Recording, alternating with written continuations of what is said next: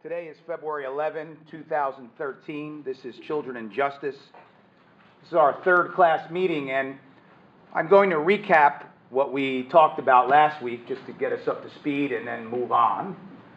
But we spent a significant amount of time talking about bail in the United States and the purpose of bail and the kinds of factors that courts look at when deciding whether someone is responsible enough to spend their pretrial time period at liberty in the community. So when someone's arrested, the issue always is, what's a sufficient amount of money they are required to post in order to make sure that they have an investment and an economic stake in the process. We want people to show up to court proceedings. And we talked about all those things. Interestingly, shortly after we broke from class, I was reading the New York Times online, and this article appeared on February 5th. Top judge says bail in New York isn't safe or fair. Now, this is interesting because, firstly, it comes right after we talked about bail at length.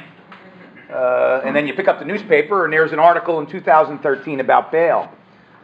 But it's also interesting because in New York State, you had persons of both political parties who agreed with the top judge. The top judge here is the chief judge of the Court of Appeals in New York. Now, New York is unusual in that their trial courts are called Supreme Court. Their appellate courts are called Courts of Appeals, and the top court is called, I don't even know what, the Court of Appeals or something. But what's unusual is their trial courts are called the Supreme Court. No one in America other than New York calls their trial courts the Supreme Court. So if there's a theft case, it's heard in the Supreme Court in Queens, New York. This person is the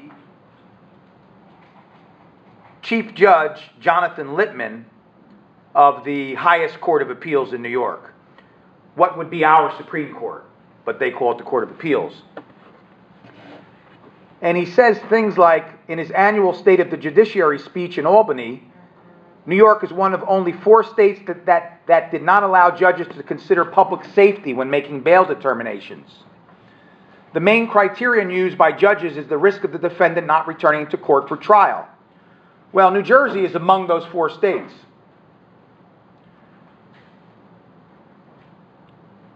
Interestingly, this is a liberal position here, and there are lots of liberal groups that are allied with Jonathan Littman, the chief judge.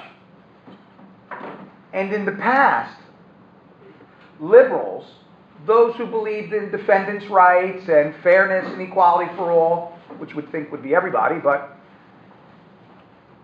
liberals didn't like a bail rule that took into account risk to the community or danger to the community, because ultimately that results in pre-trial detention. This guy's really bad. We don't care if he shows up for court so much. He's just really bad so that if he gets out, he can hurt somebody. But that flies in the face of the presumption of innocence. So how do you reconcile those things? Well, whatever. The chief judge of New York says that the liberal position is to take into account dangerousness and do a risk assessment, I guess. And many states do that, but to me that's a conservative position. That's a position of the law and order types who focus less on whether the guy's responsible or a good risk and more on his past record, which is kind of antithetical to the American way of doing things and the presumption of innocence. But anyway, the liberals are squarely behind Judge Littman.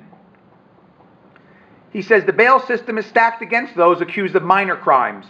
They're kept in jail at great personal hardship, and it weakens their resolve in plea negotiations. The outcome is unfair, and it strips our justice system of its credibility. The judge's past ideas have gained political traction. Last year there was another law about DNA. Judge Lippman's proposal is in line with trends across the country to overhaul bail so that it is based more on an analysis of risk than financial well-being. The United States Conference of Chief Justices, of which Judge Lippman is a member, last week adopted a resolution with similar goals.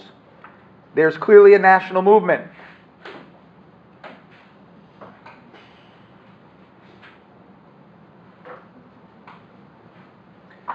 They give examples like Carol Brown, 54, who was arrested in East New York, Brooklyn on January 24th when she dropped a crack pipe.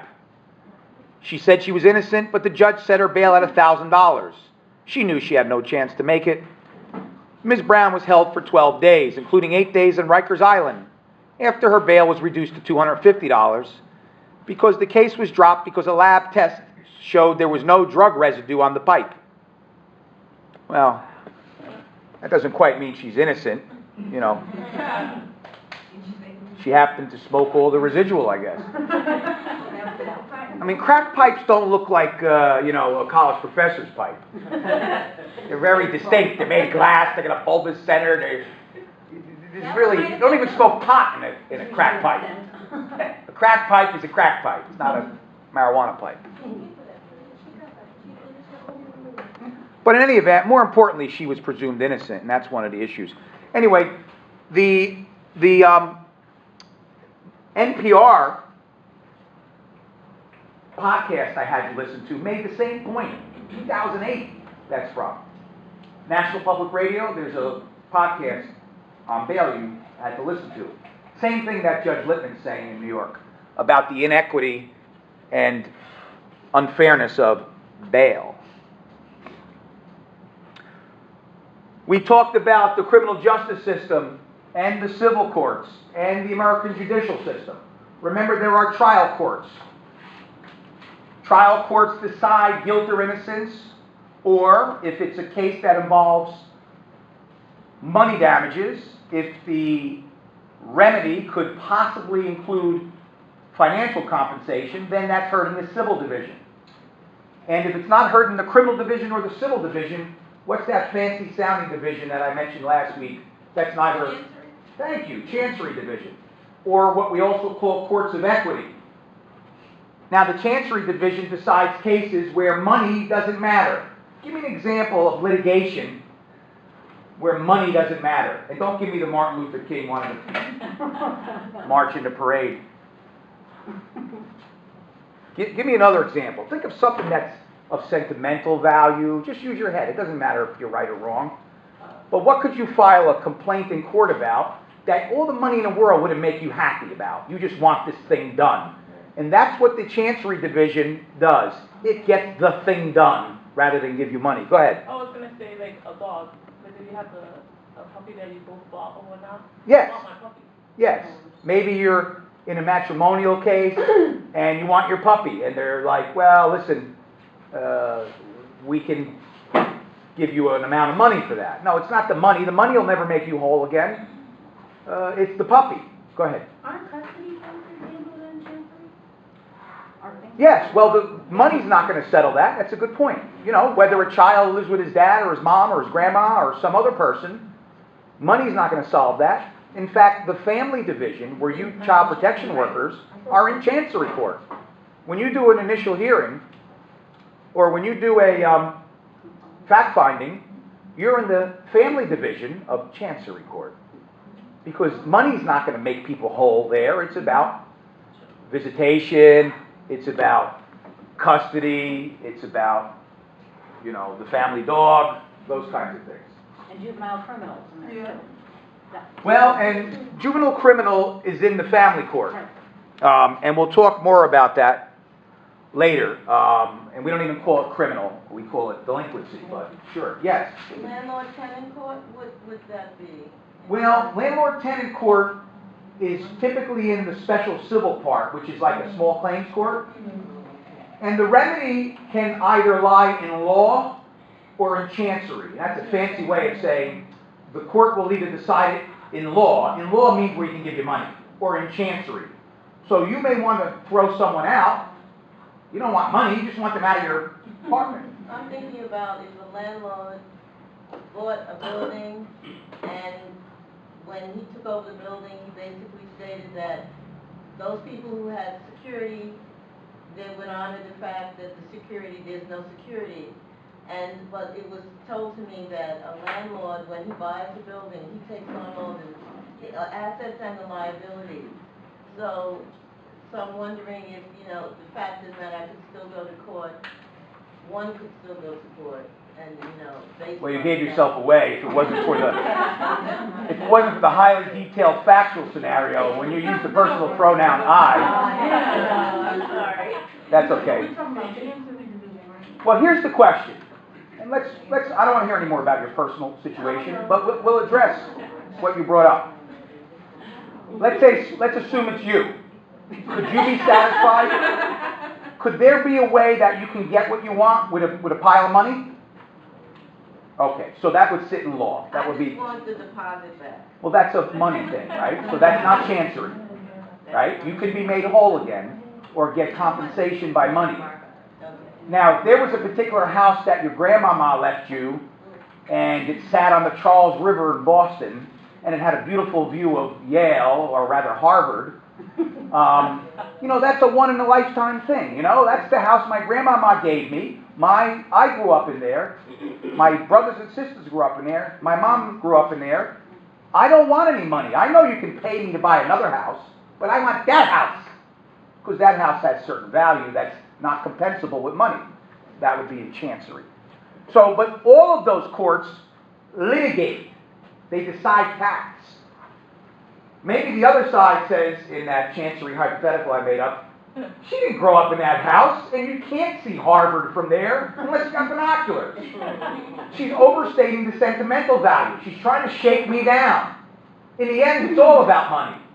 Well, I don't know. It's in chancery. She says she wants the house. Let's have a trial. Bring me pictures of the view. You'll have to litigate it, right? Let's go get the records. Let's check the deed. Let's check the will of grandma and mom. Is she lying, or did she grow up in that house? We'll go talk to the neighbors, right? That's a factual conflict. And the jury or the judge will decide whether that factual conflict is resolved in the favor of the person who wants the house or in the favor of the person who wants to keep them from getting the house. And if there's a verdict, a ruling at the trial court and it goes to the appellate court, what's the appellate court's role? What are they going to check it out? Are they going to say, we want to see the pictures of the view of Harvard and bring us the bank records, maybe grandmama did live there? Is the appellate court going to take a look at all those factual issues? And No, they're looking for procedural issues, things that weren't you followed. guys are good. I like this. Procedural errors. That's a fancy way of saying mistakes. Somebody screwed up. Mistakes of law. But you speak like a lawyer. Procedural errors. And that's in fact what they're doing. Well done. They can't relitigate the facts. There's one exception in something called municipal appeals. A municipal appeal happens when you go to municipal court, right? You go to the town court. If you live in East Rutherford, you go to East Rutherford court. You live in New Brunswick, you go to New Brunswick court. You live in West Milford, you go to West Milford court, right? They're usually small courts, but if it's Patterson or Newark or Camden, they're busy, but they're still municipal. They handle ordinances from the city of Elizabeth, and that's it. Pooper-scooper laws, simple harassments, motor vehicle traffic, simple assaults, and things like that. If you lose, let's say you're accused of violating the Pooper-scooper law, and you go to court and say, I didn't do it. The cop comes and she testifies, you testify, a witness testifies, you got pictures, you can't tell whether it's poop or maybe root bar, but you got all this evidence. You lose in the municipal court. You lose in the East Orange Municipal Court. The appeal goes from a municipal court to Superior Court. It doesn't go to the appellate division, not yet. It goes to where I work. In downtown Patterson, downtown New Brunswick, downtown Camden, wherever, downtown Trenton. It goes to the county trial court. Now, the trial courts, the judges in Superior Court sit as an appellate court for those cases. But here's the rub. It's the only exception. They don't only look at rules of mistakes of procedure. They can look at the record and decide the outcome anew. I told you that's not allowed, and it's not. In 99% of jurisprudence, it's not allowed. And I probably shouldn't confuse you with this one exception, but I think you can handle it. Wait. This is a municipal appeal. It's a right? municipal appeal, Okay. correct. Goes to- Municipal appeals. When you lose in the municipal courts, in your town court, big town like York, little town like Maplewood, when you lose there, you can go to Essex County Superior Court and have a Superior Court judge, who normally does only trials, act as an appellate court. It's every Friday, every other Friday, the Superior Court listens to appeals of the pooper scoopers and the graffiti and the little assaults and those things. And the other exception is, because they're not an appellate court, but they act as one, they can read the transcript. They don't bring the witnesses again to testify. Sometimes they can say, you know what, I want to hear, bring that witness in again. They have the power to order that. They do what's called a trial de novo review. They look at the transcript of what went down in the municipal court. And they can go, I disagree, you can see Harvard real easily, blah, blah, blah. I'm going to substitute my judgment for the judgment of the judge below. That's the only time in all of jurisprudence. Go ahead. So if you lose in municipal court, you can then try your case in Superior Trial County Court? How did you phrase that? In Superior Court, yes, in Superior Court, in the county seat usually. But you do get another bite at the apple. I sounded like that's what you're driving at. Yeah, you get another bite at the apple. You get another judge to take a fresh look at it. And you know what? That's probably a good thing. You know, some municipal judges, one of my best friends is the Passaic municipal judge, so I'm not going to paint them with a broad brush, but some of them leave a lot to be desired, right? They know the mayor. That's how they got the job. They're not looking for the giants of law who live in Passaic, Patterson, or Little Falls. They're looking for a guy who knows the mayor. And that's okay. And many of them, just because, you know, one time I went to my boss, remain nameless, and I was young in my career, and I was wide-eyed and idealist, and I said, but prosecutor, nearly everyone here got their job because they know somebody. In fact, I don't know anybody other than myself, really. And I knew somebody, kind of. I didn't grow up in Passaic County, so I indirectly knew somebody. I go, but it's all patronage. I go, how do you defend that? Because I respected this guy. I really did. I thought he was an assemblyman, and he was bright, and he was well-spoken, and he was well-liked, and I couldn't understand how he defended. You know, my office has 250 people in it. Every one of them is friends with somebody who got them the job. It just didn't seem right. And he said something. It really wasn't a complete defense. He goes, just because it's patronage doesn't mean you can't get good people. He goes, imagine a pile of people. And I got a pile. I got a pile of people I never heard of. I got a pile of people that somebody referred them to me because they know me or they know people in our office. I go in that pile, I try to pick the best person from among that group. All right. And my point is, some municipal judges are good, and some municipal judges leave something to be desired. So it's nice that you get another bite at the apple. Problem is, it ain't cheap. So you better have a few bucks in your wallet. It's not a lot of money, but it's like $250 filing fee. Then you got to buy the transcript, which can cost you $600 or $700. You got to have a lawyer most of the time. You know, you're going to go for $1,500. You know who goes there a lot? Drunk drivers. They'll spend anything to get their license back. Makes sense. And to see her. And I have that on there. Not have it on the record, sure. If they win it, she bring them on. Oh, yeah. If they lose, then. Well, sometimes their whole employment rests upon, right?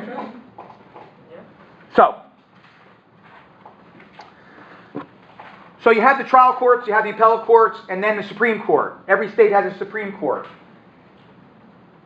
New York has a Court of Appeals, and the Supreme Court handles the trials, but that's weird. My favorite is Massachusetts, which has the Supreme Judicial Court of Massachusetts. Supreme Judicial Court. Yeah, it's very formal. That's cool. When you go from the Superior Court to the Appellate Court in New Jersey, that's as of right. Every criminal defendant gets one appeal, and you can get free lawyers and free stuff, transcripts and things. There's some limits on that, but most of it is subsidized by the taxpayer. From the appellate court to the Supreme Court, they only take a few. And they're going to take cases, the Supreme Court, that have the potential to change the legal landscape, that are really important, that raise substantial issues that affect lots of people. Not your little pooper scooper case that you lost at every level. I'm not going to deal with that case. Not even a typical shooting, Case law stuff. burglary, stuff that's going to change the legal landscape. Mount Laurel, that changed the rules on affordable housing and what contractors have to do when they build housing developments. There has to be a set aside for certain numbers of, low-income housing. That's a big deal, right? That affects everybody. It affects this state. It affects low-income people. It affects the quality of life throughout New Jersey. So they handle some cases, not all. And if you lose at the Supreme Court of New Jersey, or Massachusetts, or Louisiana, or wherever, Oklahoma, Kentucky, Mississippi, wherever, you can appeal to the United States Supreme Court from a state Supreme Court. That's the next step going up. However, it has to involve a federal constitutional issue. A federal constitutional issue. You're not going to go to the U.S. Supreme Court if you're interpreting, the pooper scooper law in Little Falls. Or you're interpreting the New Jersey law on aggravated assault, whether significant bodily injury is really different from serious bodily injury. Those are just state laws. And it's a third degree if you attempt to or in fact cause significant bodily injury to another human being. It's a second degree crime, a more serious crime, if you cause serious bodily injury. And that may be a hotly debated issue, and it may be the difference between a guy going to jail on a second degree where there's a presumption you'll go to jail, or not going to jail on a third degree where there's no presumption. I told you about the different degrees. But Supreme Court of the United States doesn't care. They're not going to get involved in some interpretation of word that New Jersey made up in their book of laws. Okay?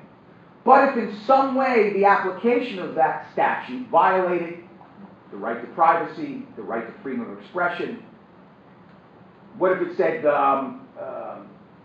churches, if you assault someone on church property, you get double the sentence?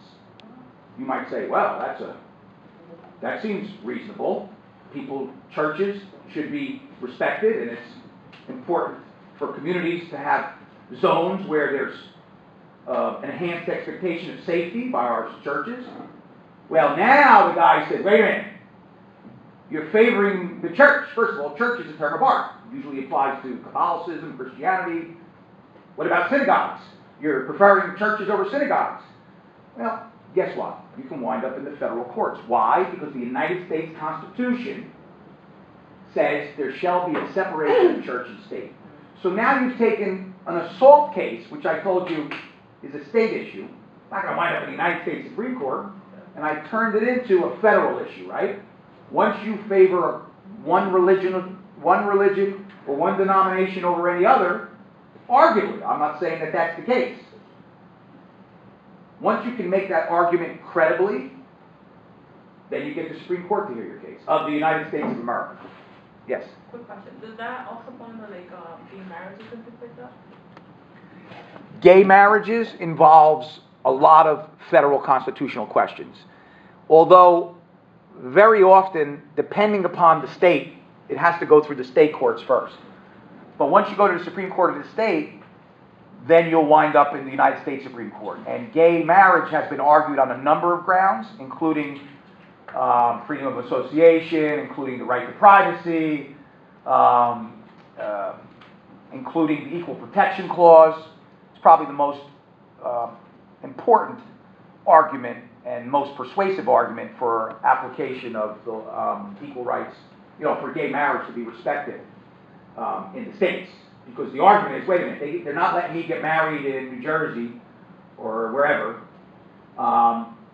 because I want to marry a man, or I'm a woman who wants to marry a woman, and I'm being discriminated against. Because if I wanted to marry a man or vice versa, I would have my estate pass on to them. I would be able to get insurance that covered us both.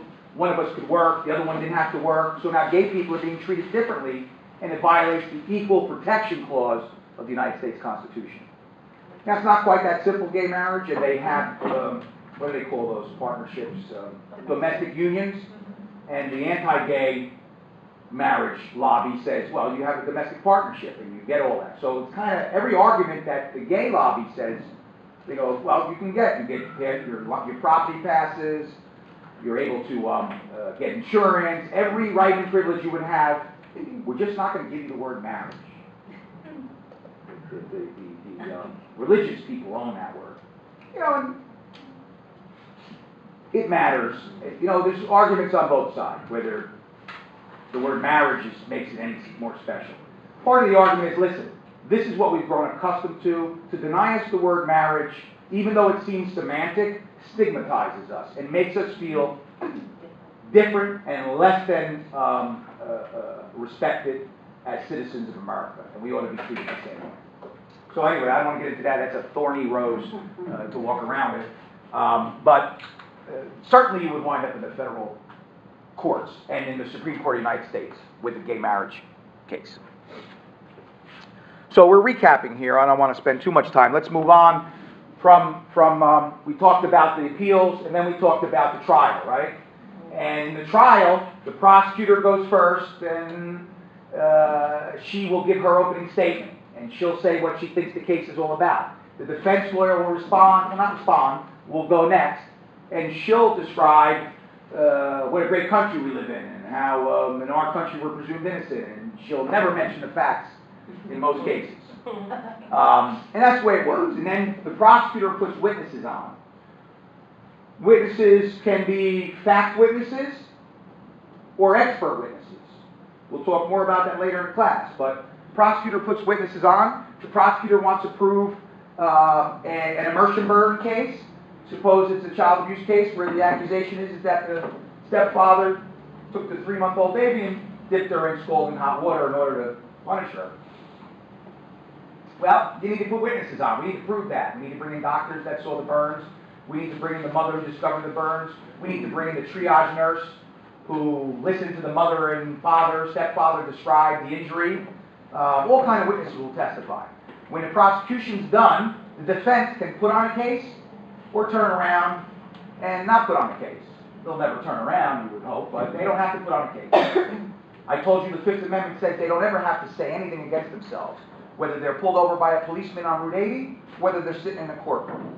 Just like my narrative mimicking the average defense lawyer's opening statement, my guy doesn't have to say a word, and you can't use that against him. So we talked about that last week. So the defendant can put on a case if he wants, or he could choose not to put on a case. The prosecution has the burden of proof. Burdens of proof matter. B-U-R-D-E-N space O-F, proof, P-R-O-O-F, burden of proof. And the prosecution has to prove the case beyond a reasonable doubt. It's a lofty and highfalutin burden of proof. My job is to demystifize that, and break it down to the jury so they can walk in there and go, yeah, let's convict this guy. You know, I might have a doubt, you never know. Could be.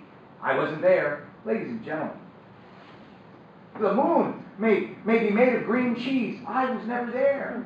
Nor was anyone in this room, I'm sure. We know everyone who's been to the moon, and no one in this room has ever been there. But that doesn't mean that's reasonable or plausible. And maybe that might be a bad example. You heard about circumstantial evidence. If you went to bed at night and you looked out your picture window from the front of your house, and it was dry as a bone, and you heard the weather forecast, and they say it might snow during the night.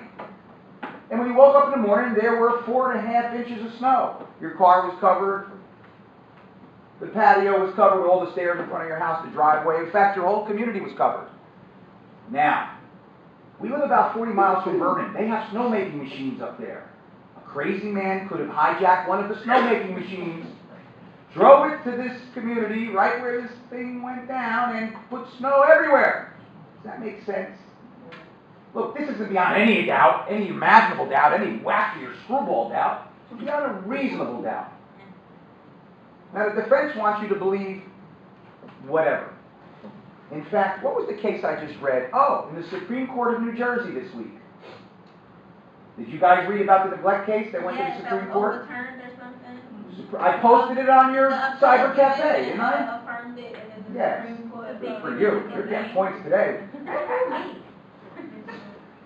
If you didn't read it, it's okay. I won't hold it against you. But I did post it in the cyber cafe, and what happened was the Supreme Court of New Jersey said, and this is consistent with State versus SS, which is a domestic violence case, that when a mother who's using drugs, admittedly during her pregnancy, has a baby, unless you can show the baby suffered some impact from the use of her drugs,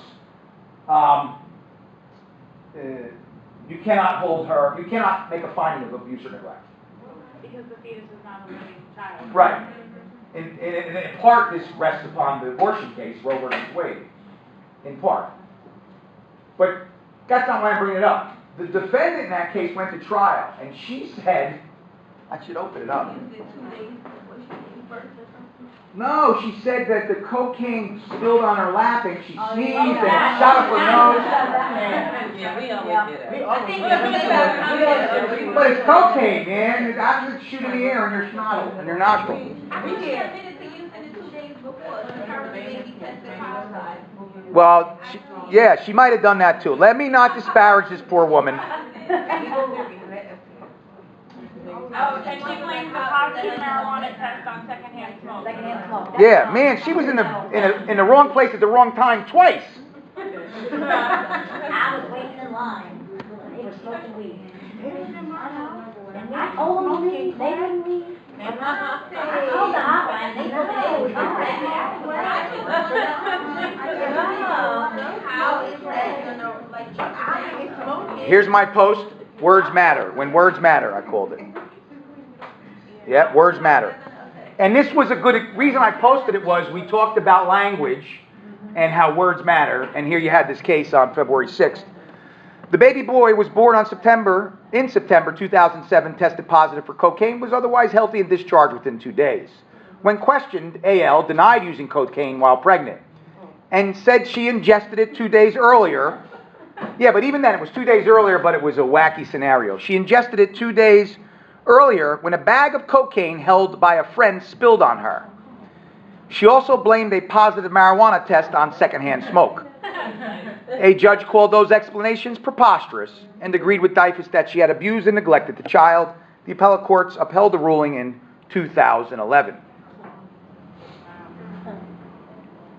Again, it all has to do with that central internet registry, too. Her name went on there. She beat the wheel here. We couldn't show, apparently, that there was harm to the child. So now we know what to do in the future. I just wonder how's that gonna trickle down? Does that change our finding what we do? Absolutely. Well, you need to take the counsel of your deputy attorney generals. But I can't imagine it not affecting how you find. You need to have an articulable basis for harm. You need to explain why there's harm. It might have even been harm in this case, but we didn't look for her because we're like, she admitted she did coke or... But it's still a risk of harm. You still could argue that it's a risk of harm because there are risks of harm with cocaine ingestion. Yeah, I didn't read the briefs, and that's an interesting point. But maybe the baby wouldn't have lived. This is. We need to read the opinion because I can't comment on it. I don't know because it sounded like the status of person was relevant. So you can't harm something that has no legal status. But risk of harm can apply to the future child who will have status. But they can apply to remove a child at birth. But once the child is born, Once can we? you're born and you get that zirconium test, that's when we decide whether or not you can. I think, look, if the baby's got cocaine in the system, that ought to be enough. I don't think this case had proof that there was cocaine. The baby was healthy and discharged. Oh, the baby tested positive? In September 2007, it tested positive for cocaine, but was otherwise healthy and was discharged within 2 days. Oh, otherwise. I'm curious. The baby had her toe chopped off, but was otherwise healthy. I think the thing that the court is not addressing and the thing that's not is In the not news articles. blatant right now is the long-term effects of him testing positive for cocaine. Right, Well, that's, you know, the brain effect. know what they're printing. We don't see them right then and there. Well, you know, there may be research on that already. I'm sure the division didn't put that into the record at the trial level. It was just assumed that a cocaine-positive baby is at risk for imminent harm or is in fact harmed, and the court said you got to make a better record. That's my assumption. I wonder if the fact that it doesn't indicate that the baby suffered withdrawal. Because somebody else that I was speaking with in the Yeah, office they don't. mentioned that, like, did the baby suffer withdrawal? I don't know, the article didn't say that, but if the baby had, if it was. Well, that's one piece of evidence that might demonstrate harm, withdrawal. Withdrawal is a negative experience, it might be cognizable. But anyway, you know what, I'm gonna be talking to Lauren Carlton, who's one of your top DAGs on Wednesday. I'll ask her about this case and its impact, because it's an interesting case, and it's very recent. So she is gonna help design your marching orders, you know, how you're gonna handle these in the future. I wonder if they took into consideration, like, if she had stable housing, everything else in her life was good, she just had. Well, she probably has stable housing. Okay, let's move on.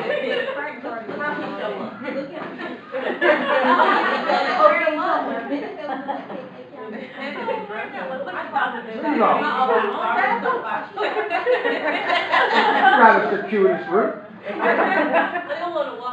wants to climb over the desk. That's okay, I'm teasing. All right, let's move on, okay? That's kind of a recap with a little bit more information in there. One part that I left out, though, I talked about an arrest and I talked about a trial. In New Jersey, there's a right to a grand jury presentation. There's a right to a grand jury presentation. Some states don't have a grand jury, like California, you get indicted there by what they call information. But New Jersey has a panel of 23 people. And those 23 members of the community, they listen to the case and they decide whether there's sufficient evidence to go to court for a full trial. Interestingly, the trial that you get in Superior Court with a jury, that jury is called a petit jury. Petit, P-E-T-I-T. It's a related to petite. It's petite without the E. P-E-T-I-T. They decide guilt or innocence. That's the regular jury that you get of 12 people. Their verdict has to be unanimous. 12-0. Supreme Court? I'm No, sorry. regular court. Sorry. Guilt or innocence. All these S's are Okay. just too much. Let me start over, and no questions right now until I'm done. Person commits a crime, you get arrested. In order to go to court to decide guilt or innocence in New Jersey, the government has to take that evidence and present it to a grand jury. Okay? They're neither grand nor really a jury because they don't decide guilt or innocence. What they simply do is listen to the evidence presented by the prosecutor, and only the prosecutor. The evidence in its most favorable light. They listen only to the evidence from the prosecutor, and they decide whether this case ought to be tried by a jury on the issue of guilt or innocence. They're like a screening unit. They listen to the state's best evidence. And if they think that this is serious enough and the evidence that the prosecutor and the police have developed is sufficient to go through the time and expense of a formal trial, then they issue what's called an indictment. I-N-D-I-C-T-M-E-N-T. Indictment.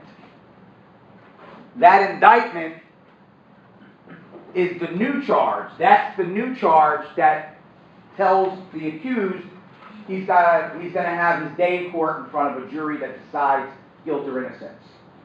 So the grand jury issues an indictment, and the case is sent to a petit jury, P-E-T-I-T, which is the opposite of grand. It's small. And that doesn't mean small and important. It's far more important, obviously, than a grand jury. A petit jury decides whether you're going to prison or not. A petit jury is called a petit jury or a small jury because the jury is 12 in number. A grand jury is 23 in number. A grand jury does not have to be unanimous. A simple majority sends the case to the next court on guilt or innocence. to decide whether the person's guilty or not. A petit jury, the regular old jury that you see on TV that decides whether a guy goes to jail or not, they have to be 12-0. There's 12 of them, 12-0. Now, when we pick a jury, it's usually 14 or 16 people that we select. But only 12 will decide the case. What do you think the reason is to put 16 people in the box? That's an alternate. Yeah, they're alternates in case someone gets sick or cannot continue. You don't want to have to start over again. What a terrible thing that would be. Because it takes a long time to select a jury, especially in New Jersey. If the grand jury decides that there's not enough evidence, then they issue what's called a no bill. Like the guy's name, Bill, B-I-L-L, or a dollar bill. N-O, bill. And that's just a vestige of an earlier time when we called an indictment a bill of indictment. That's an anachronistic word that refers to like a document. A bill of indictment, a bill of attainder, a bill of lading, you might hear in commercial transactions. It's almost like a contract, a bill, but it's not. It's like a document. Can you repeat that? When a grand jury decides not to charge somebody, remember I said after a guy gets arrested, right? The prosecutor presents the evidence to a grand jury. They decide whether they should go to Superior Court for a full trial on guilt or innocence, or if they think the case is sketchy, or that the prosecutor is overreaching, or they have some sympathy for the situation, they will decide not to send it to the petit jury for a real trial, for a guilt or innocence trial. And what they do is, procedurally, is issue a no bill. Like bill or dollar bill, no bill. And that just means no charges. But the fancy legal term, I don't know how fancy it is, but the legal term is no bill. No bill. Now, what's interesting about a grand jury is the defendant, the accused, does not get to testify. Even if he's got two great witnesses, the prosecutor does not have to put their witnesses on. The only time that the prosecutor has to put defense evidence before a grand jury, remember, they're just deciding whether to have a trial or not whether a guy is guilty or innocent. The only time that the prosecutor has to put the defense's evidence on is if it's dispositive evidence. And what that means is if there's a piece of evidence that if it's true, the guy didn't do it. Absolutely didn't do it. There is an unassailable photo of him in Ireland on the day it happened. He's holding up the Irish newspaper. He couldn't have done it because he wasn't in the U.S. and he wasn't in New Jersey. It's very rare. A child recants. Doesn't mean it didn't happen. We don't have to put recanting kids' statements in front of a grand jury. Why? Because you have, in order to decide whether that evidence has to go before the grand jury, the question that every prosecutor asks themselves is, could the kid have recanted, yet the guy still be guilty? And the answer is yes. So you don't have to put it in. Could the kid say it happened on St. Patrick's Day, 2011, and he be in Ireland on St. Patrick's Day in 2011? No, that can't happen that way. Can he be guilty? Of course not. Can't be in St. Ireland and in New Jersey. Then it's not like you throw the case out. We give it to the grand jury. We have to give that. But that's very rare that any evidence is what we call dispositive. That any piece of evidence proves 100% that he's innocent. And quite frankly, if there was that kind of evidence, why the hell would I be indicting him in front of a grand jury? I'm going to go to trial one day and he'd get my butt kicked in and laugh at me with his picture of him in Ireland. Nevertheless, many have called the grand jury the prosecutor's plaything. That is, the prosecutor marches in there and can indict anyone they want. If you Google indict a ham sandwich, in quotes, you'll find thousands of hits because it has been said that the prosecutor can indict a ham sandwich. To that with which we reply, that may be true, but who would want to go to trial on a ham sandwich, you know? You have to live with what you indict. It's not like it goes away and everyone declares you're really cool and you're the best prosecutor and you won the case. You didn't win nothing. All you did was establish the ability to go to court and then win the case. And if you indicted a ham sandwich, You're gonna have to eat that ham sandwich one day. It ain't gonna be pretty. So yes, the prosecutor has tremendous power. Can indict anybody for anything in this state, in this country. But you better have the facts. And you better do it with honesty and sincerity and ethics. Because if you don't, you are potentially going to wind up on the other side of the aisle sitting in the defendant's chair.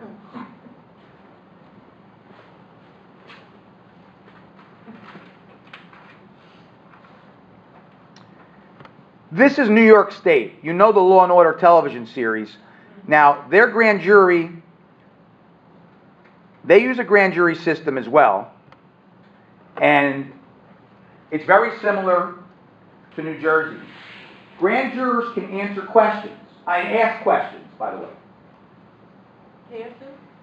The grand jurors, the 23 grand jurors, are allowed to ask questions of the witnesses. Not in regular trials. In a trial that involves a pedigree, the jurors are not allowed to ask questions of the jury. Okay? But in a grand jury, they are allowed. However, the prosecutor acts as judge. So she can tell the juror, we're not going to entertain that question. Or the witness, don't answer that question. Because a lot of times grand jurors will ask questions that are problematic. Like, well, did he have a prior criminal record? Has he ever molested a kid before? Things that sound reasonable, but it could influence the other jurors and it may be inadmissible. So the prosecutor has the discretion to allow the juror's question to be asked and answered. This was a homicide case where the prosecution went back to the grand jury. You can go to the grand jury and adjourn proceedings and come back again with more evidence. Or you could lose, so to speak. The grand jury could say, no, Bill. And we go, all right, we'll wait a month, we'll get a different grand jury. We'll get another 23 people who present the same evidence. And they can indict. So if you want something indicted, you're going to get it indicted. Well, you still need the evidence, but grand juries, I'm told that in Essex County, it's nearly impossible to indict like a 19-year-old and a 14-year-old case. Like a 19-year-old boy, a man, and a 14-year-old girl. That they just won't indict. I don't know.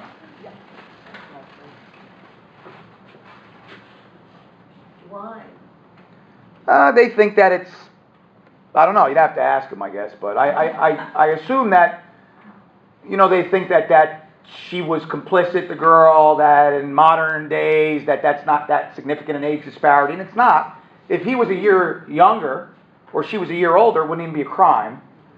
So, and very few, we don't even charge those cases. I mean, we feel similarly, not that it's okay, but we're not going to waste resources to prosecute that. Maybe it's best handled by child protection. On the other hand, things matter, and we'll talk about that later in this course, but if he's a violent or a batterer, or he has had a string of young girls, that's a little bit different. But if they think they're in love and there's just a slight difference in their ages, you don't have to charge.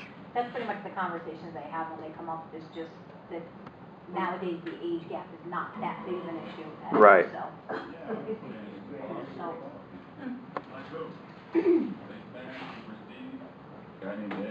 What about Thomas Bell and Caridad Montero?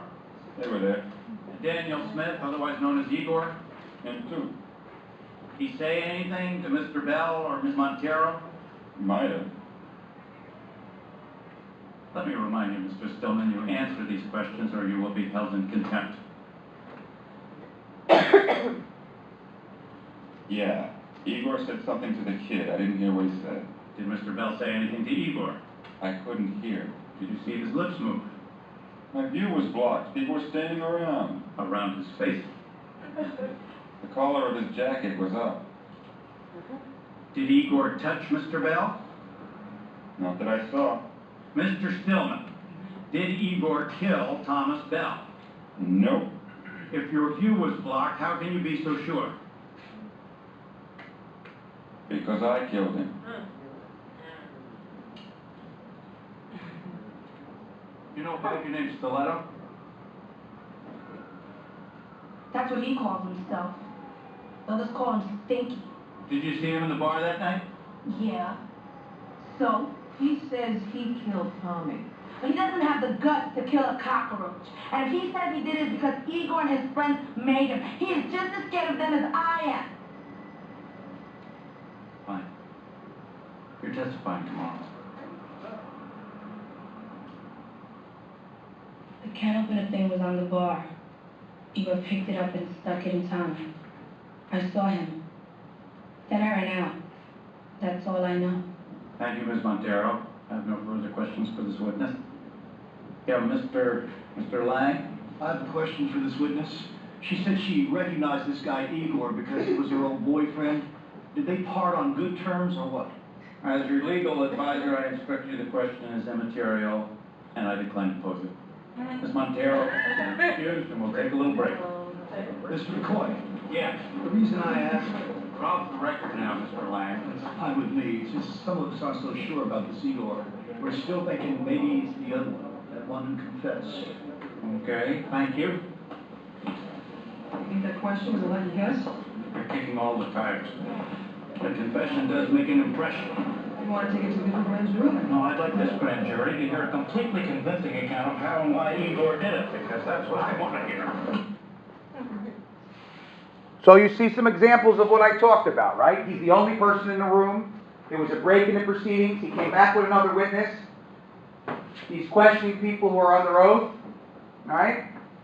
And the other guy pulls a fast one. He confesses to the crime under oath.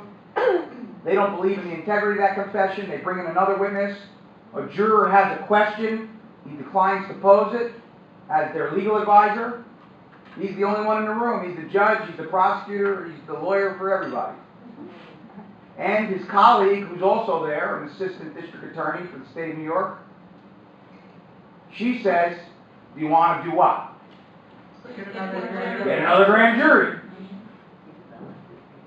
Yeah, well, he doesn't want to have to reinvent the wheel. He wants to finish this case. But that's an option, right? That's an option, to go get another grand jury. Excellent. So wait, if one grand jury doesn't want to prosecute, then you can just get another one? That's what I've been saying. Right. I mean, can you do that as many times as you want to? Give up or is that what you have? You can do that as many times as you want. But you're But listen, you reach a point of diminishing returns, right? You're going to run out of credibility and, you know. This isn't a rule, but you really need to identify what went wrong the first time in your mind. You go, you know what? We weren't prepared for that guy to confess on a stand. You know, we'll be prepared next time. And then we'll cross-examine him to show the jury that it's BS. But he wasn't prepared for that. And that juror says to him, you know, we're not so sure. Some of us think that maybe that other guy who said he did it.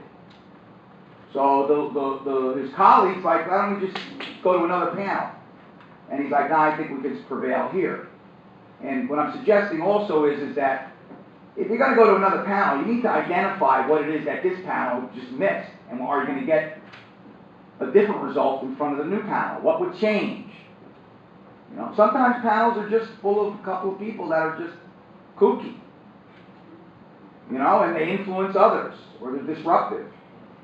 And it may be just that the panel doesn't want to, you know, doesn't want to charge a guy for having sex with a 14-year-old. It's just the way the panel feels collectively, or most of them do. And you may feel that it's important that that happens because he's molested other girls, yet you can't give that panel that information because then it would prejudice them and cause them to indict him without listening to the facts in this case. So you're like, you know what? It was a close call. I'll just give it to another panel in 2 weeks, and they'll hear it. And we'll take it from there.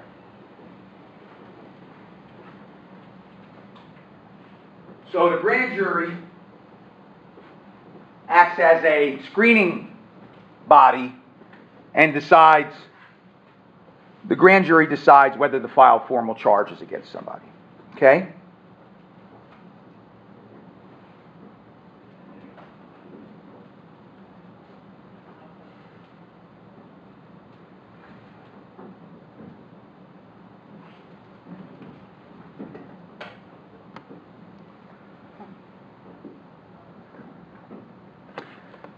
Now, here's an article that I asked you to read, and it's where we're going to wrap things up today, maybe get out of here a little early, but I want you to understand the difference between the criminal justice system and our systems of child protection. One of the main differences is that the system of child protection is simply that. It's designed to protect kids from harm. It's designed to protect this kid from harm and to deal with whatever harm occurred and to protect kids from future harm, including other children who may be at risk because of the abuse or neglect of one of the caregivers. So to say it differently, the child protection system is designed to keep kids safe from their caregivers or people who have a responsibility to care for them. And in doing that, the focus is on things other than whether someone did something on purpose or not. The child protection system is not there to judge people or hold them responsible. Even though someone might be completely innocent, right, of anything immoral or purposeful, they may still have the government through child protection in their lives, either monitoring their children or supervising their children until you can alleviate the risk. Imagine someone who has a mental health problem. Imagine someone who was brutally raped by a stranger. Her case is prosecuted, the guy's found not guilty, she suffers from post-traumatic stress, she has flashbacks, she's a single mom. She has 3 children, one is 10, one is 6, and one is 3. She can't get out of bed in the morning because she suffers these debilitating flashbacks. She loses track of time. She wants to care for her kids, but she can't. One of her children were found wandering in the streets late at night. The other child showed up at school without a jacket. There's going to be a finding of abuse and neglect. Not because we're judging her, not because we're declaring her morally offensive, but because she's in a situation where she can't care for her kids. If anybody's sympathetic, it's the woman I just described, who was brutally raped by a stranger, who's trying her damn best. But it isn't about whether she did good or bad. It's about whether those kids are at risk. Something's got to be done. She would never be prosecuted in the criminal justice system because she doesn't have mens rea. She doesn't have a guilty mind. She's not doing things on purpose. She has a mental health defense. That's why we punish the bad, not the mad. We punish people who purposely do evil acts. We don't hold the mentally challenged responsible for their behavior. We don't hold small children responsible for their behavior. You have to have the ability to reason in order to be held responsible. In the criminal justice system, the system of child protection doesn't matter what the source of your inability to care for your kids is. If your kids are in danger and at risk, we're going to come and keep them safe. Now, there are different ways to approach those moms. You can go in under Title 30 rather than Title 9. Those kinds of tricks of the trade. But at the end of the day, her kids ain't with her for a short time. Maybe a long time. Maybe they're with kin, maybe they're not with kin. Bottom line is, she ain't got her kids. She don't care whether it's Title 30 or Title 9. So the criminal justice system is about responsibility. The system of child protection is about keeping kids safe. That's why it's argued here in this article by Todd Taylor that the cultural defense is irrelevant in child protection.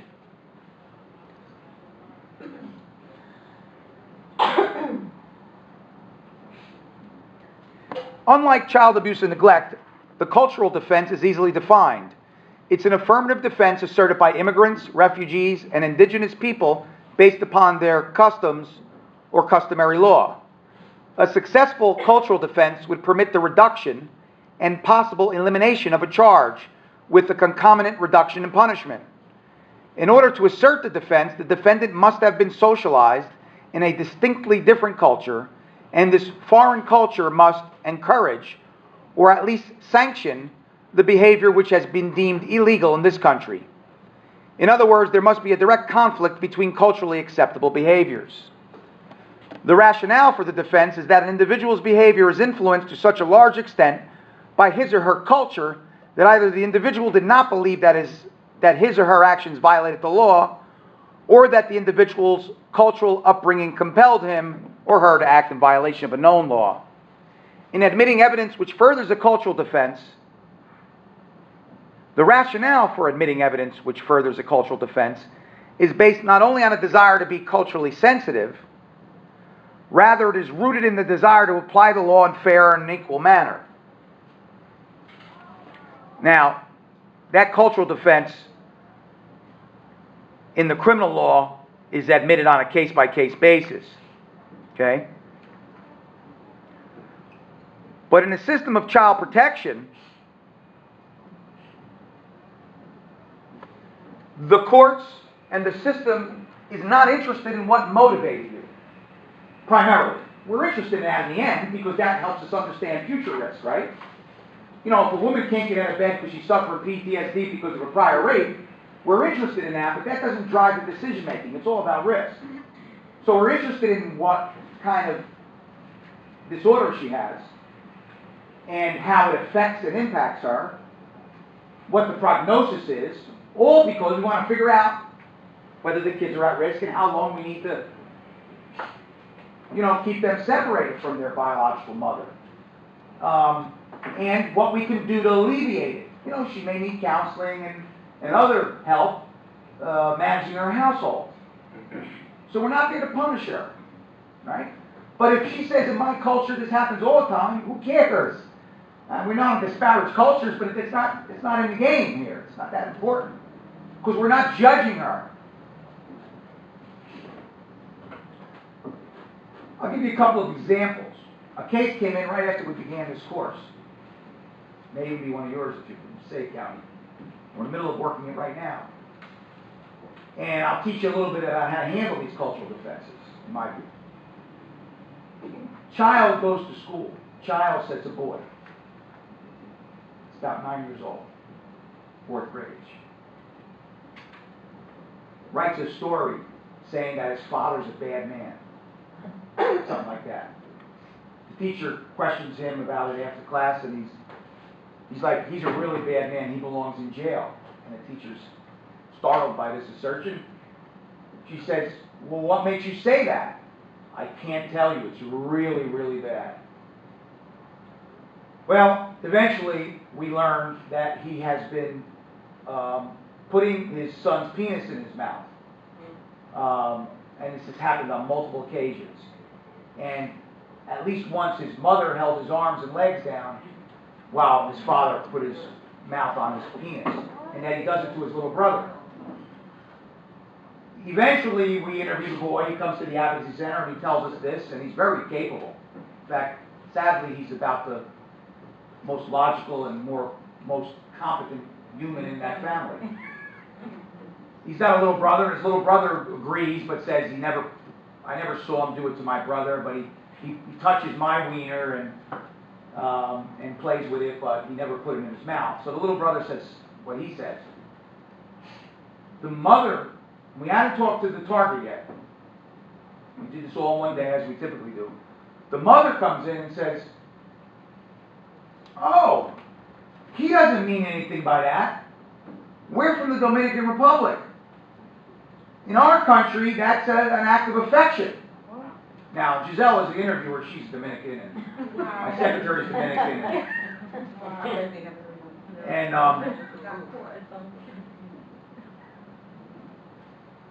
whatever the outcome, the assertion is that this is culturally okay. Now,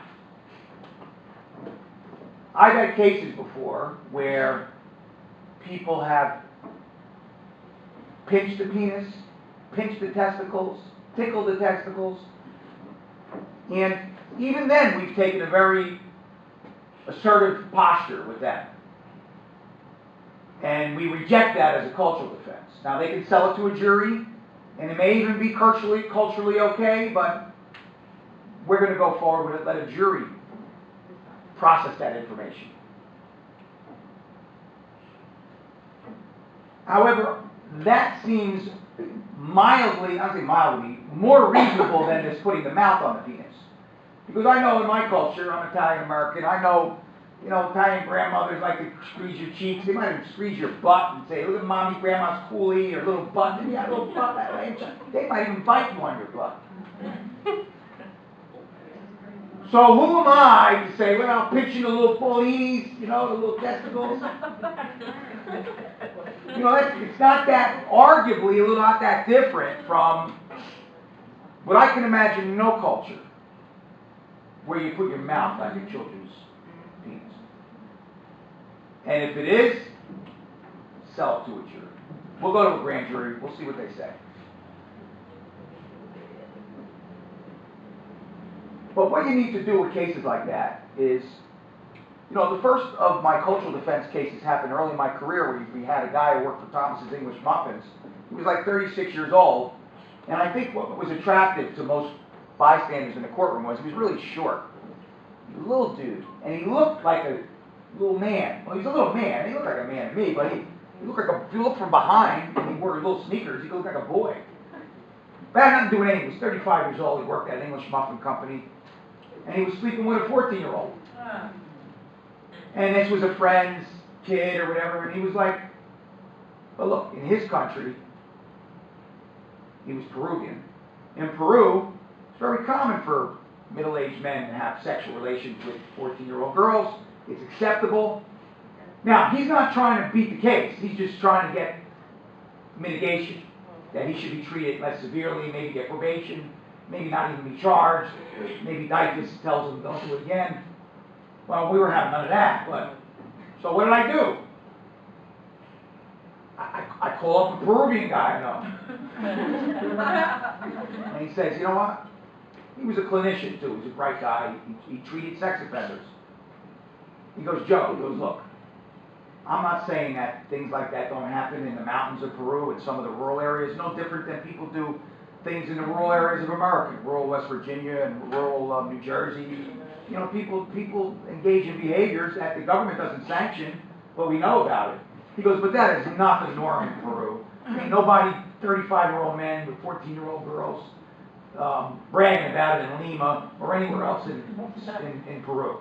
Does it happen in the rural mountains? Maybe, but that is not part of our culture at all. So that was good enough for me. But you can even take it further. You can call community members, people who are figures in the Peruvian community in Patterson or Newark or wherever your community is, and find out if this is the kind of thing. That doesn't mean I'm going to let him go, but it helps me understand. Maybe he does deserve mitigation. Maybe he's only been here 6 weeks. Again, I'm not going to give him a star or tell him he's okay, but instead of 20 years in jail, he gets a year in jail.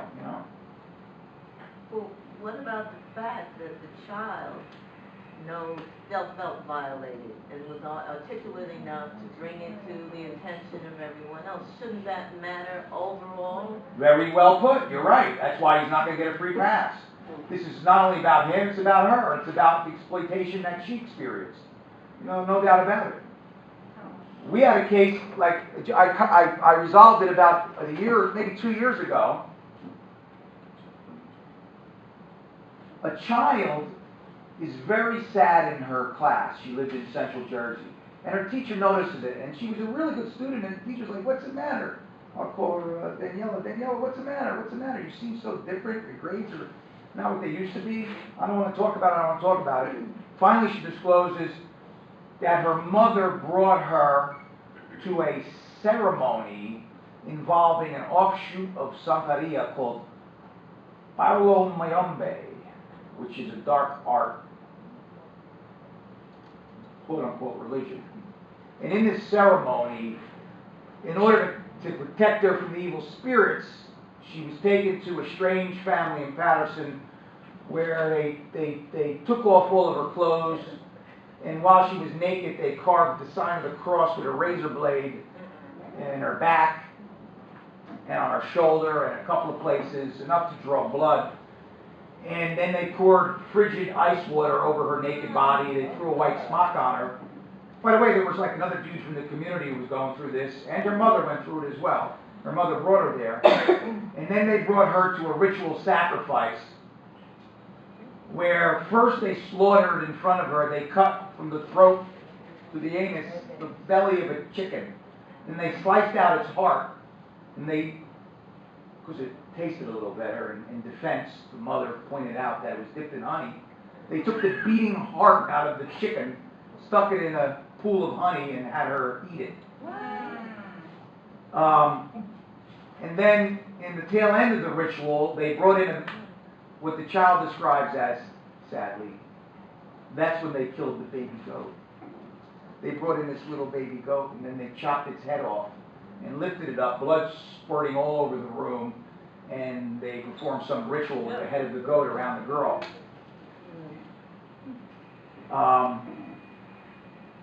The last thing she had to do was ingest a penny, a copper penny, which she put in its cheek, and then she spit it out later. And the goat was placed in a bag. She was supposed to take the goat home, the remnants of the goat, and did some mystical thing. Now, the mother was supposed to have been, she was a school bus driver who was joining the Army or the Marine Corps or going to Iraq. And she felt badly that her daughter would be living with kin, and she was afraid that she would be vulnerable to bad things and evil spirits and all this. So, from Dyke's perspective, even if you assume that the mother didn't have any mens rea, the mother didn't have any evil intent, the cultural defense and the mother's lack of evil intent is not going to help her. This is about a colossal failure of judgment if you give the mother the benefit of the doubt. And that's what Dyke is supposed to protect kids from. And this mother's got to go through a lot of hoops before she's going to get her daughter back. And she did. But I prosecuted her for endanger the welfare of a child, assault, and everything else we could find that was applicable. But not after a lot of litigation where it was argued that it was a violation of her freedom of religion, violated the rules against church and state, it violated her right to parent her children in the manner she expected, and a number of other constitutional arguments. We eventually prevailed on all those, and she pled guilty and went to jail. For a short time. She might have gotten probation, I forget if she got a little bit of jail or not so much jail. I might have been straight probation I might have gave her. But at the end of the day, it was her culture that was in play in this case. And what I did was, before I charged her, I was certainly cognizant of the fact that there might be culture here at play. Not that I was going to give her a free pass, but I wanted to know what I was getting into. Is this normal? Well, this Palo Mayombe is not a mainstream religion. Santeria is not a mainstream religion, but at least, it's more well known than Palo Mayombe. And I consulted an expert on Caribbean religions in Philadelphia. A Santeria is a belief system that arose in I think it was Western Africa. Dahomey, or what they now call, I think it's Benin. It comes from the people from Dahomey because there's a similar pattern in Haiti as well as in Brazil. Well, in part, you had that the slaves who were brought to the Caribbean to work in the fields, in the sugar fields, and the other Caribbean nations, and the African slaves who were enslaved there, they wanted to practice their traditional religions, yet these countries were mostly Roman Catholic. So what they did was they in an act of subterfuge, they were able to worship whatever deities they worshipped in Africa, in their homeland, but they hid it with the Catholic, what they call iconography, the statues and pictures of Catholicism. So, their rooms might be full of Virgin Mary, St. Joseph, different St. Christopher, whatever statues and symbols of Christianity, but that was just a mask so that they could practice. And eventually, Santeria and these other religions kind of grew out of that. What started as just a way to hide their true feelings about their sincere religious beliefs wound up, as generations progressed, you got Santeria and some of these other Caribbean religions that have some of the symbols of Catholicism interspersed with traditional African religions. Anyway, this Palo Mayombe was, it's not even, the expert I consulted from Philadelphia called it diabolical. But he wasn't ready to say that it was bad. But he said it's a dark art. It was diabolical. Yes? What about, female circumcision? Well, that's a difficult, that would be prosecuted in America. But it is practiced by over 1 million or more Muslims in Equatorial Africa, and, that's a hard one to decide. Obviously, in America we wouldn't tolerate that because there's no benefit. It's all superstition and it's torturous. The child's held down, there's no anesthesia, there's no sanitation, the instruments are a clamshell or some other crude instrument. Now, if they did it here and they used sanitary procedures and there was no pain to the child, it's hard to argue against it when we embrace male circumcision in Judaism. The Jews slice boys' penises. But they do it in a sanitary way, they do it with some degree of local anesthetic. That came up in the Palo Mayombe case. My adversary argued that this is no different a ritual than what many Jews practice in male circumcision. Nevertheless, there was cultural issues on the table here. And the man from Philadelphia was like, look, it's not a mainstream Caribbean religion. It's an offshoot. It's considered by many to be a dark religion or an evil religion. But, people practice it. And he says, seeing a goat slaughtered, if you grow up in an agrarian household, on a farm, seeing animals slaughtered is part of your upbringing. These acts are not necessarily emotionally harmful to kids, if you grew up like that. Well, this girl was from Patterson. She was a second generation Hispanic. She called it a baby goat. She didn't grow up on no farm, and she didn't grow up on a farm, and she was raised Roman Catholic, and she went to a Catholic grammar school.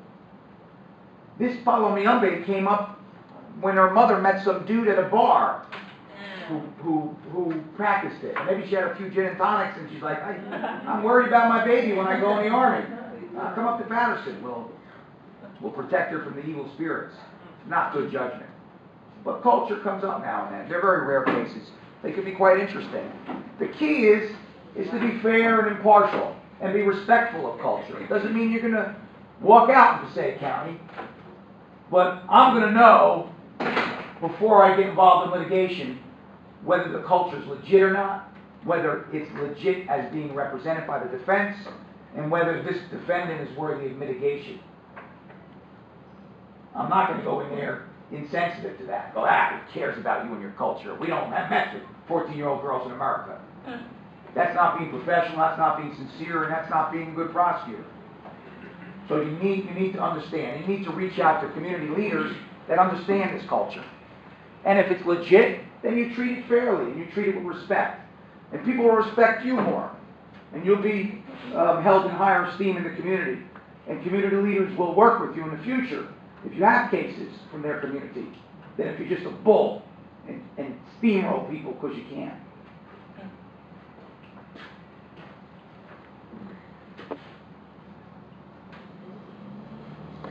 So any questions about what we talked about? Any questions about this chapter? Yes. How do you spell mens rea? M-E-N-S, like men's room, M-E-N-S, space R-E-A. And that's a Latin word that loosely says guilty mind. Mens rea, evil intent.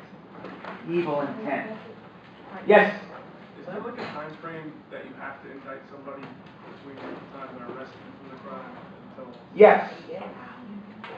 There is something called the statute of limitations. And once you indict somebody, the statute of limitations is over. For general crimes in New Jersey, it's 5 years from the time of the crime. 5 years. So if somebody shoots somebody, we have to indict them within 5 years. But in child abuse cases, it's much different. Child abuse cases, you have to indict, depending upon when the offense occurred, within 5 years of the child turning 18, the age of their majority.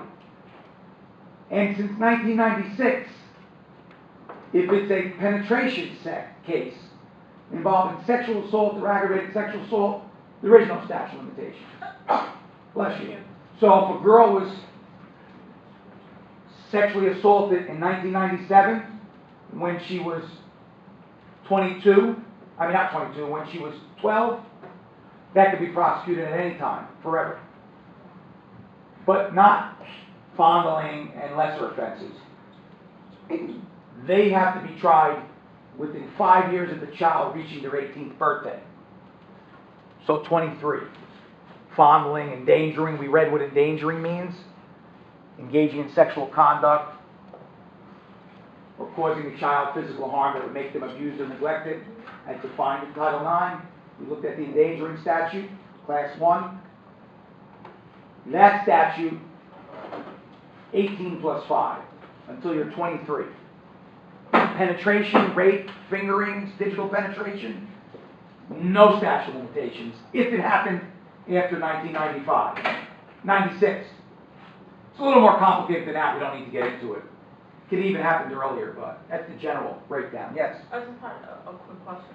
So let's say someone, says that they were molested or whatever the case may be, and then they have a witness that's 30 years old or whatnot, and they want to come in and say that they were fondled as well when they were 12 or whatnot. Would that be acceptable? Because it was past 3 years?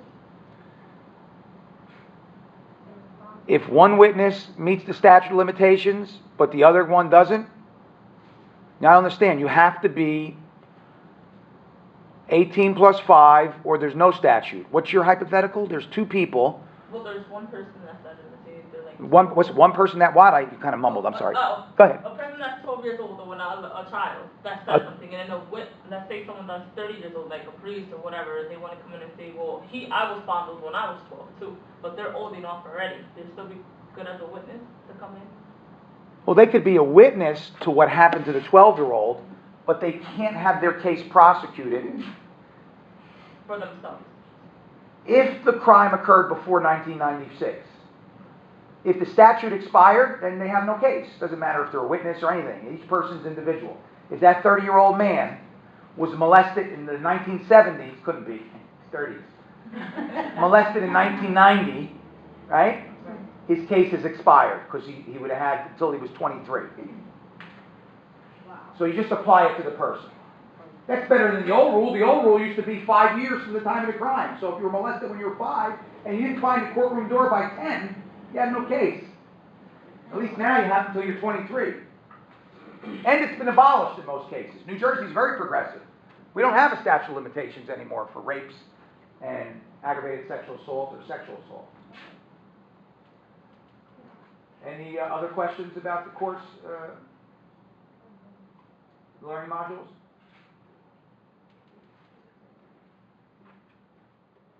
Well, our learning project is due next week, right? I don't know. You tell me.